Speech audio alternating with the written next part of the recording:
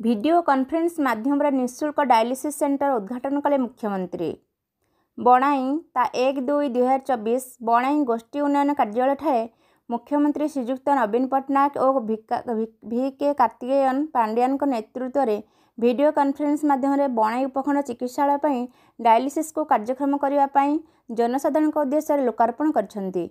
एही कार्यक्रम में जिलापाल डॉक्टर हर्षद गाभाल, बणाई विधायक श्री लक्ष्मण मुंडा, उपजिलापाल श्री सुरंजन कुमार साहू, समवाय समितिर सभापति श्री प्रद्युम्न कुमार त्रिपाठी, उपखंड चिकित्सालय अधिकारी, गोष्ठी उन्नयन कार्यालय अधिकारी, पुलिस प्रशासन, बीजेडी और CPIM पार्टीर कर्मकर्ता, महिला मंडल कर्मकर्ता उपस्थित थिले। बृकक जनित समस्या दे गति करुथिबा रोगी माने एहा द्वारा विशेष भाव में उपकृत हेबे बोली विश्वास अछि।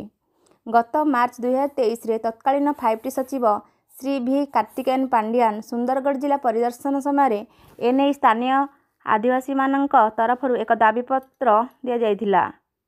एही दाबी को माननीय मुख्यमंत्री श्री नवीन पट्टनायक गुरुतर सह विचार करी बणाई ठारे एक डायलिसिस यूनिट स्थापन करने को निर्देश देथिले। एही यूनिट आज वीडियो कॉन्फ्रेंस माध्यम लोकार्पित होईछि। एहा द्वारा बणाईगढ़ ब्लॉक सह गुरुंडिया, लहुणीपड़ा, कोईडा ब्लॉक लक्षाधिक लोक उपकृत हेबे। पूर्वर डायलिसिस सुविधा आवश्यक करुथिबा बृकक रोगी माने राउरकेला एवं सुंदरगढ़ उपरे निर्भरशील थिले।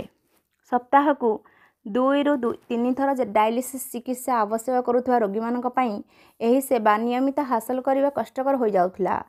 बृकक जनित समस्या दे गति करुथिबा रोगी माने दीर्घ समय यात्रा करबा एवं एने अर्थ खर्च करबा एक दुरूह व्यापार थिला।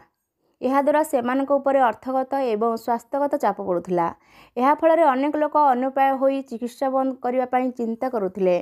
एबे बणाई उपखंड स्तरीय स्वास्थ्य केन्द्र रे एही डायलिसिस सेवा उपलब्ध होगा फल लोकमानक मध्यरे खुशीर लहरी देखा मिलुछि, कारण यह सेमानक हाथ पाहांतारे मिलिबो। एही डायलिसिस केन्द्र रे आधुनिक प्रजुक्ति विद्या एवं वैषयिक दक्षता संपन्न चिकित्सक द्वारा बृकक समस्या भोगुथिबा लोकंकु एने आधुनिक चिकित्सा दियाजिबो। बणाईर एही डायलिसिस केन्द्र स्थापना सेही दिगरे एक प्रमुख पदक्षेप बोली विचार करा जाउछि। उपखंड स्तरीय डाक्तरखानारू जो रोगी माने एही चिकित्सा पई आसिबे एही चिकित्सा बिना मूल्य रे मिलिबो। एही सुविधा कार्यक्रम हेला परे एही अंचल लोकंकर दीर्घ दिनर दाबी आज पूर्ण होईछि। बणाईरू संतोष कुमार साहू को रिपोर्ट।